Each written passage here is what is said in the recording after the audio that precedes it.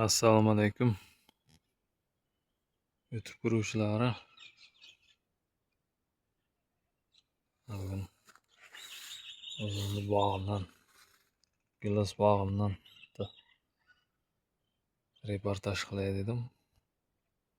Giloslar gullab qoldi. 4-yil ekilganiga 4-yil bo'lishi.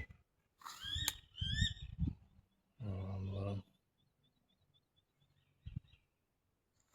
33 ta ko'chada ekildim. To'yga oldim.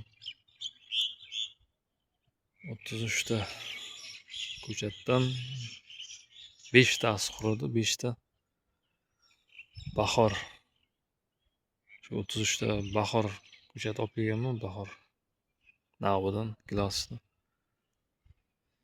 Keyin 5 ta qurigani o'rniga boshidagi ko'chatlar Napoleon. Keyin oxirida 2 ta Napoleon ekkanman.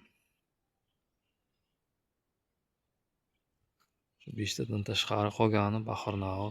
Ichida bitta sariq gilos bor. Shu yil mana o'tgan yil hosilda ko'rsatuvdi. Shu yil mana guli sal ko'paydi. Hosilni ko'ramiz nasib bo'lsa inshaalloh.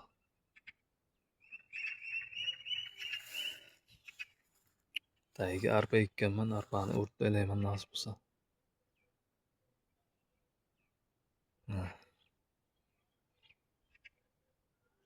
Ba'zilari ancha o'sib ketdi. O'zim uncha tushunmaganim uchun esishdi. Shu yilcha qoldirdim. Nasib bo'lsa kelasi yilga bir bog'bon olib kelib kestirib tarbiyalaymiz nasib bo'lsa. Bu kanalni kuzatishda davom etamiz.